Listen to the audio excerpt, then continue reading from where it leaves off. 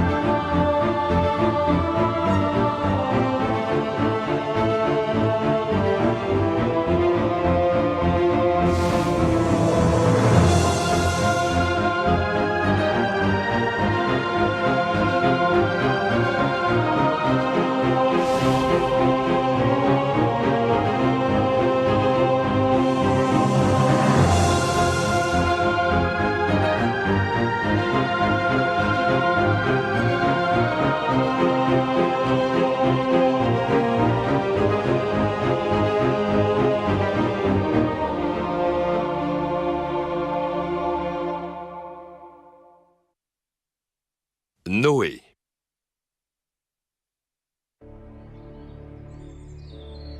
Au commencement, Dieu créa le ciel et la terre. Puis il dit que la terre produise de la végétation et des animaux de toute espèce.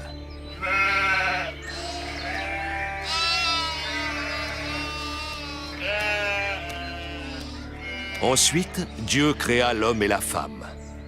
Adam et Ève, qui, tentés par le perfide serpent, commirent le péché originel. Vous ne mourrez point, mais Dieu sait que le jour où vous en mangerez, vos yeux s'ouvriront et que vous serez comme des dieux. Ce fruit est délicieux, aucun ne lui est comparable dans tout le jardin. Il te donnera la sagesse qui surpasse la connaissance. Tu serais stupide de ne pas en manger.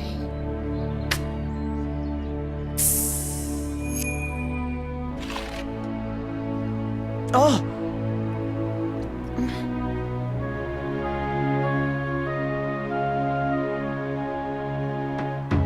Tiens.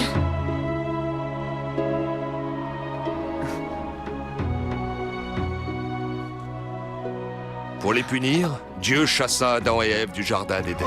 Oh! Qui a bien pu faire ça? Adam connut Ève qui conçut et enfanta Caïn et Abel. C'est moi, mon très cher frère! Un jour, Caïn, ivre de jalousie, se jeta sur son frère et le tua. Dieu le condamna à l'errance. Génération après génération, les hommes se multiplièrent et parcoururent la surface de la terre.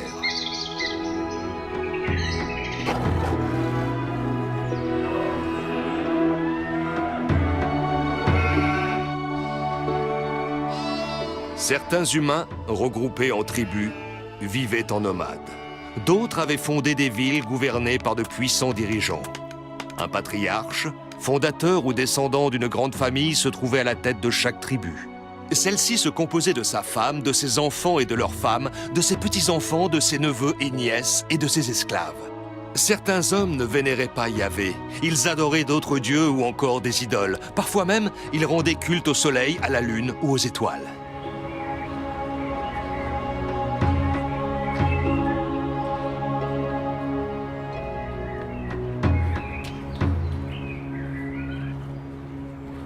Où est Noé? Où est-ce qu'il est allé? Il a emmené le troupeau sur la colline.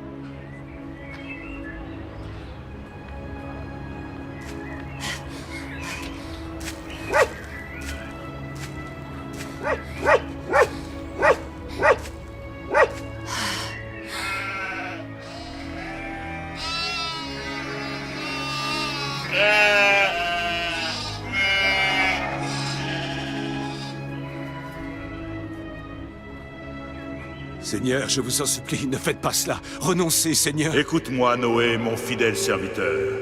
La cruauté de l'homme sur la terre ne connaît plus de limites. C'est pour cette raison que j'ai décidé de l'éliminer et avec lui tous les animaux de la création. Je vous en prie, révisez votre jugement. Je regrette d'avoir créé les hommes, car ils ont répandu la violence et la corruption aux quatre coins du monde. Vous avez raison, Seigneur, je le reconnais. Cependant, je vous en prie, accordez un délai à ces misérables créatures avant d'abattre sur elles votre châtiment. D'ici la nouvelle lune, je parcourrai la terre, dans l'espoir d'y trouver une ville ou un campement d'hommes vertueux. Je consens à exaucer ta prière, Noé, mon fidèle serviteur. Noé, tu m'entends? Où es-tu? Pourquoi me forces-tu à gravir cette colline? Ah, te voilà. Mais à qui parlais-tu donc, mon cher époux? Je ne vois personne. Ça va, que viens-tu faire ici? Notre fils Sem est à nouveau papa. Pour la 4e fois? Quelle bonne nouvelle! Où est mon petit-fils? Le voilà, regarde comme il est beau. Seigneur, cet enfant est né par ta volonté, faisant un homme droit afin qu'il ne connaisse pas le péché. Il est si mignon. J'espère qu'il sera fort comme un lion et qu'il vaincra tous ses ennemis. Tiens, prends-le. Il n'en aura nul besoin. Et pourquoi ça, dis-moi? Je te le dirai dès mon retour à la nouvelle lune. Où vas-tu? Nous parlerons plus tard, je dois m'en aller.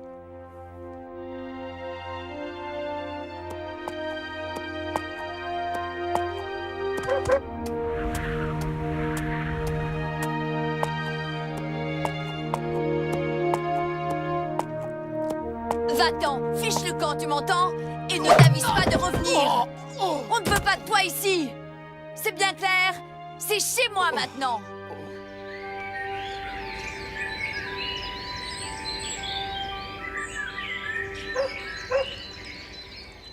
Pourquoi cette femme acariâtre t'a-t-elle jeté dehors? Cette femme est ma fille. Elle m'a dépouillé de tous mes biens, troupeaux et maisons, afin de les donner à son mari.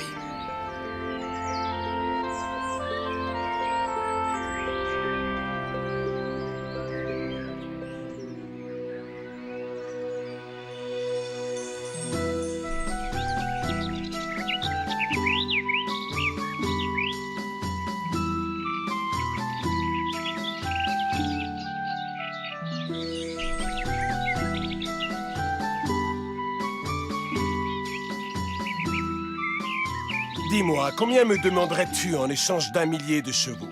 Pourquoi désires-tu en acquérir un tel nombre? Tu es bien curieux, mon ami. Sache que je compte armer autant de cavaliers afin de partir en guerre. Je souhaite conquérir de nouveaux territoires. Eh bien, ces chevaux seront tiens contre 3000 brebis dont je pourrais tondre la laine. Avec celles-ci, je ferai des vêtements que je vendrai pour un bon prix. Cela me semble raisonnable. Marché conclu. Attends, je n'ai pas terminé. Outre les brebis, tu devras me donner ces 3 jolies jeunes filles qui dansent là-bas. S'il n'y a que ça pour te faire plaisir, elles sont à toi.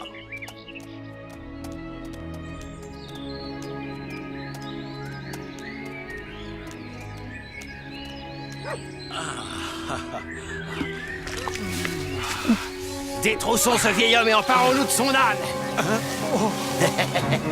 Tu vas mourir, Manon. Maudit vieillard. Suis à l'ennemi! Chargez!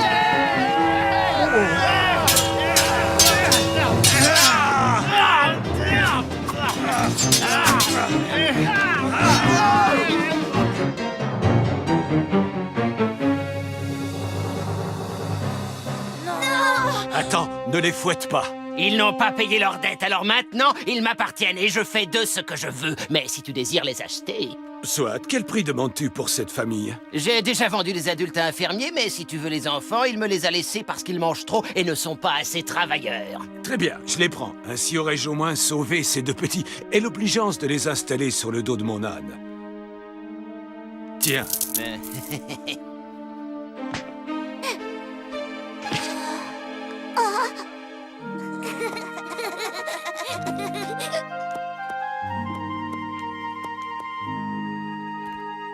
Allez, viens! Attends-moi!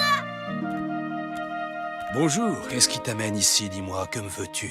Sais-tu s'il existe une nation où ne règne pas le péché? Noé, fils de Lamech, ta quête est vaine. Lorsque les fils d'Adam se multiplièrent, Yahvé vit que la cruauté de l'homme était partout, que la moindre de ses pensées était tournée vers le mal. Je t'attendais pour te délivrer ce message, et maintenant que tu connais la vérité, il ne me reste plus qu'à partir. Silence, les enfants.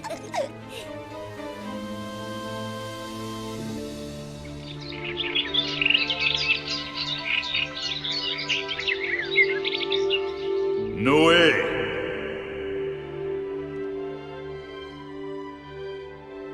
J'ai parlé à l'ermite, Seigneur. Je lui ai demandé s'il existe un endroit sur la terre où le mal ne règne pas. Il m'a répondu que partout se trouvait l'homme dominé, la méchanceté et la corruption. Il ne me reste donc plus qu'à me plier à ta volonté sans lever d'objection, Seigneur. Qu'attends-tu de moi? Je vais exterminer l'homme de la surface de la terre, et avec lui toute chair ayant souffle de vie sous le ciel. Mais je t'épargnerai, Noé, toi et les tiens. Pour cela, tu construiras une arche en bois résineux et tu l'enduiras de poids. Elle comportera une fenêtre, une porte et un toit. Tu y entreras avec ta femme, tes fils et leurs familles, et tu y abriteras un mâle et une femelle de chaque espèce animale pour les conserver en vie avec toi. Dans 7 jours, je ferai s'abattre un déluge d'eau qui durera 40 jours et 40 nuits, et tout ce qui est sur la terre périra. C'est ce que le Seigneur m'a ordonné. Maintenant, vous savez tout de ses intentions. Ne crains-tu pas, mon cher époux, que les tribus voisines ne nous tournent en ridicule? Les habitants de la ville vont se moquer de nous dès qu'ils vont l'apprendre.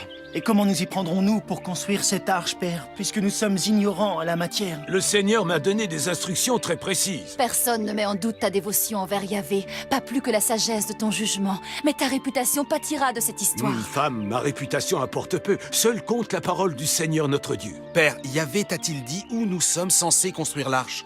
Non, mais ne vous inquiétez pas. Je connais l'endroit idéal. Nous la bâtirons au sommet de la montagne aux roches dures afin qu'elle soit fermement amarrée au sol. Si tu veux, je t'assisterai dans ta tâche, grand-père. Oui, ton aide sera la bienvenue. Oh non, il n'en est pas question, mon garçon. Ces choses-là sont affaires d'adultes. Je refuse de rester les bras croisés.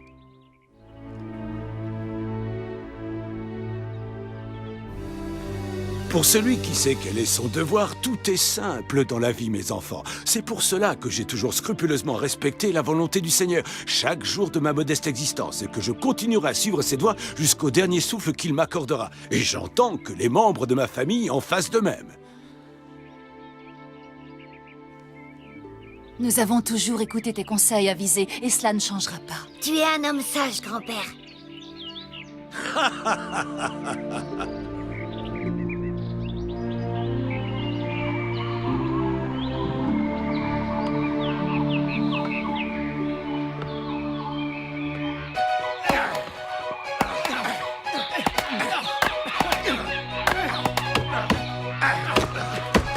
Attention à vous!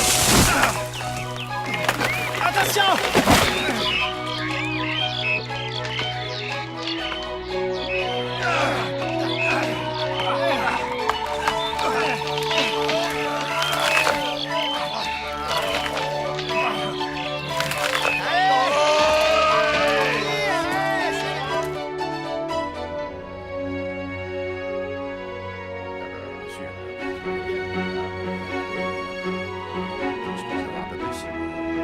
Approchez, mesdames, venez voir mes magnifiques étoffes! de marchandises! Ah, vous revoilà encore. Mais qu'est-ce qu'il vous faut cette fois-ci, ma petite dame? Tout votre stock de farine. Si vous avez de quoi payer, je vous le cède volontiers. Tenez.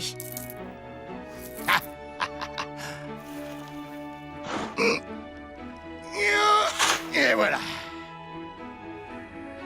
Vous allez revenir nous voir prochainement, Merci, au revoir. j'espère. Je ne sais pas, ça dépendra. Allez, viens. Mais qu'allez-vous faire de toute cette farine, on peut savoir? Je vais vous dire ce qu'elle va en faire, moi, de ses provisions. Elle va les entreposer dans les cales d'un navire qui ne prendra jamais la mer. Tu diras à ton mari que ce n'est qu'un vieux fou! Le bateau de mon grand-père naviguera sur les flots, et lorsque ça arrivera, vous regretterez de ne pas avoir cru en lui. Ah oui! Eh oui, il naviguera sur une mer de sable!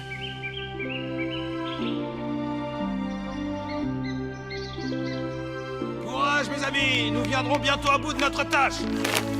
Et surtout, n'ayez pas peur de serrer! Allez, du nerf, mes amis!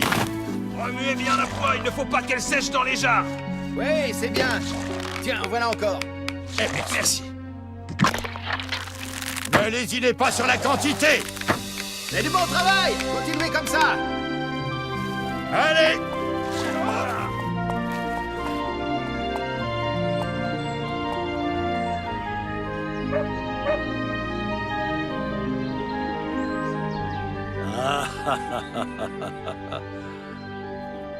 Noé, Tu as vu, Sarah, l'arche est presque achevée. Nous avons tous travaillé d'arrache-pied pour qu'elle soit terminée à temps. Je suis sûr que le Seigneur sera fier de nous. Loin de moi l'idée de mettre un frein à ton enthousiasme, Noé. Mais tu dois savoir que désormais, il ne nous reste plus rien. Et alors? Ne comprends-tu pas?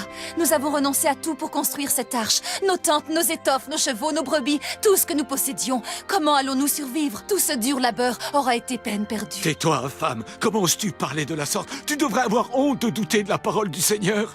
Il m'a demandé de construire cette arche et je lui ai promis de me conformer à sa volonté. Oh, pardonne-moi, Noé, pardonne-moi.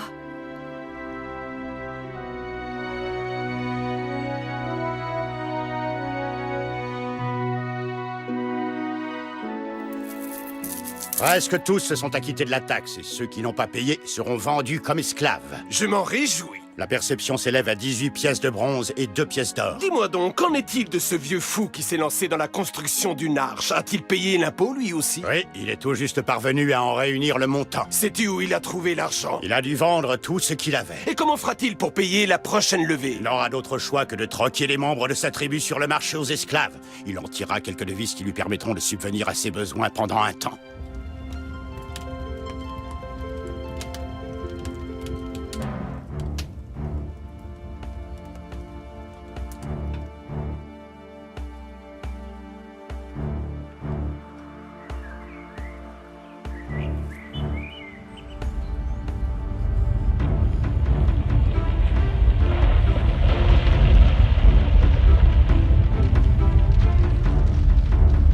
Hein? Oh, ça alors!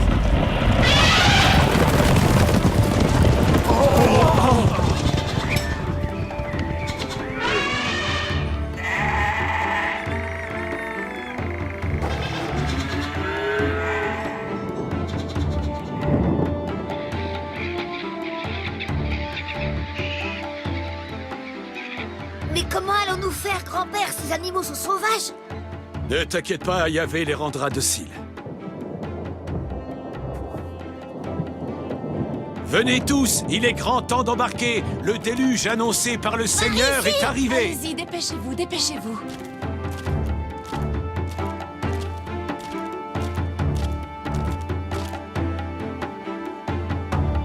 À votre tour maintenant, mes amis.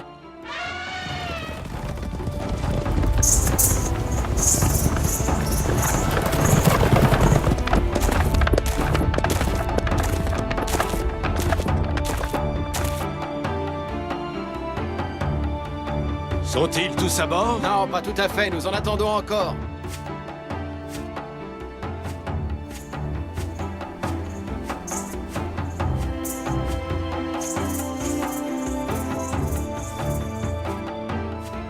Seigneur Tout-Puissant, que ta volonté soit faite. Oh! Relevez la passerelle. Et quand il ne sera plus capable de payer, que ferons-nous de lui? Je n'en sais rien, il est bien trop vieux pour servir d'esclave. Oh!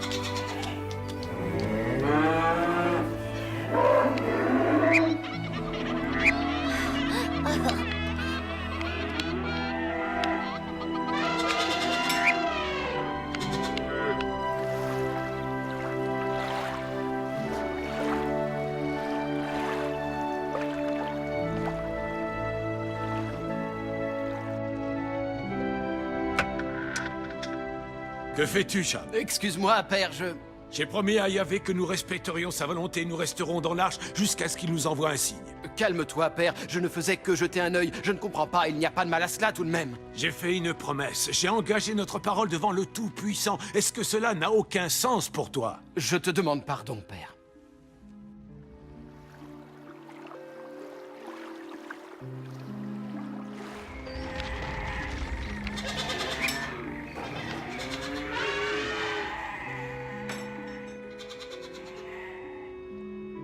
Réjouissez-vous, mes frères. Bientôt le déluge envoyé par le Seigneur prendra fin.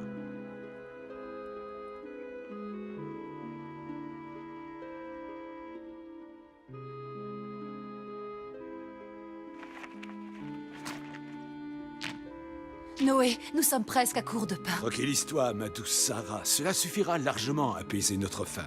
Dans peu de temps, nous serons arrivés au terme de notre épreuve. Bénissons le Seigneur pour cette miche de pain que nous partageons. Que la volonté du Tout-Puissant soit faite. Durant 40 jours et 40 nuits, la pluie tomba sur la terre. Les eaux en recouvrirent la surface pendant 150 jours. Puis Dieu se souvint de Noé, de sa famille et de tous les animaux. Il fit passer un vent sur la terre et petit à petit, les eaux décrurent. Le 17e jour du 7e mois, l'arche s'arrêta sur les montagnes d'Arara.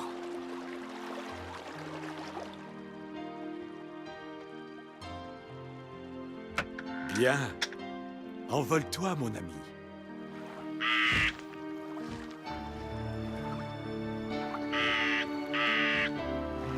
Jour après jour, le corbeau s'éloignait à tire-d'aile. Mais il revenait immanquablement vers l'arche.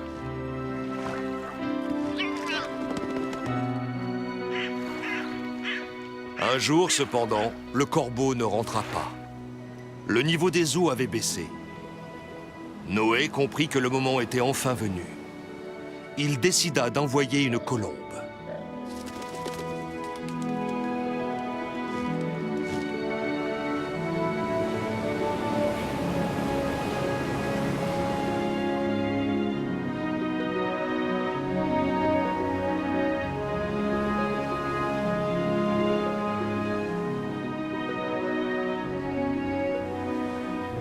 Lorsque la colombe revint à l'arche avec dans son bec un rameau d'olivier, La voilà, grand-père. Noé sut que les eaux avaient séché. Béni soit le nom de notre Seigneur bien-aimé. Ah. Le mâle et la femelle colombe prirent ensemble leur envol. Que fait-on maintenant? Nous relâchons tous les animaux afin qu'ils se répandent sur la terre, qu'ils soient féconds et se multiplient.